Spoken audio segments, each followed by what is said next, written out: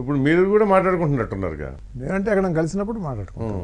అది ఫంక్షన్స్లో అక్కడ నేను ఒక స్టేజ్ చెప్పాను కదా, ఇప్పుడు ఇవన్నీ వదిలేశారు మీరు అన్నీ వదిలేసేసి అతనికి జరగాల్సింది ఋషి పొంగోడు లాగా తయారైపోయారు.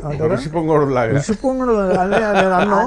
ఋషి పొంగుడు కంటే కూడా నాకు ఋషి పొంగుడు ఎంత గొప్పవాళ్ళు మనకు తెలియదు, అంత గొప్పవాళ్ళు వేరే విషయం. మన జీవితం అనేది మనకి ఇది ఒకటే లైఫ్ ఉంటుంది. ఈ లైఫ్ని వేస్ట్ చేయకూడదు. సుఖ సంతోషాలు మనశ్శాంతితో ఎంజాయ్ చేయటం ఏంటి, పిల్లలు ఉన్నారు, లేకపోతే ఫ్రెండ్స్ ఉన్నారు, లేకపోతే ఉన్నారు, మనం అల్టిమేట్ కాదు, మనమే అన్ని సాధిస్తాము, మనమే అందరినీ కంట్రోల్ చేస్తాము అనేది ఒక భ్రమ. మన రోల్ మనకు ఉంటుంది. ఈ రోల్లో మనం ఉన్న టైంని వేస్ట్ చేయకూడదు. రేపు ఉంటామో లేదు తెలీదు. ఆ రంగస్థలంలో మనం పాత్రధారులు, పాత్ర పోషించేయటం అది అవంగానే సో ఇవాళ హ్యాపీగా ఉండాలి అనే దానికి నాకు